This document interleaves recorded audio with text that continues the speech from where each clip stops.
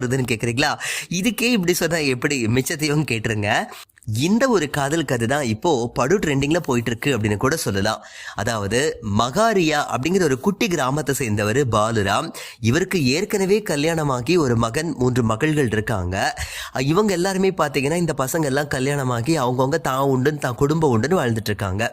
பாலுராமோட மனைவி பார்த்தீங்கன்னா உடம்பு சரியில்லாத ஒரு காரணத்தினால காலமாயிட்டாங்க அப்படின்னு சொல்லப்படுது. ஸோ இதனால ஏற்பட்ட கடன் தொல்லையினால பாலுராம் ரொம்ப சிரமப்பட்டு வந்தாரு அப்படின்னும் பேச்சடிபட்டிருக்கு. இப்படி ஒரு சிச்சுவேஷன்ல அதே கிராமத்தை சேர்ந்த விஷ்ணு குர்ஜார் அப்படிங்கிற ஒரு நபர் என்ன பண்ணிருக்கிறாருன்னா பாலுராம வச்சு இன்ஸ்டாகிராம்ல ரீல்ஸ் எல்லாம் எடுக்க ஆரம்பிச்சிருக்கிறாரு. ஸோ இவங்களோட இந்த காமெடியான ரீல்ஸ் எல்லாமே வேற லெவல்ல ட்ரெண்டிங்ல போச்சு அப்படின்னு சொல்லலாம். ஸோ இதுக்கப்புறமா மக்கள் மத்தியில பாலுராம் நல்ல பிரபலமா ஆக தொடங்கினாரு. இதன் காரணமா மன அழுத்தத்திலிருந்து வெளியில வந்த அவரு சந்தோஷமா வாழ்க்கையை வாழ ஆரம்பிச்சிருக்கிறாரு. இப்படி ஒரு நிலைமையில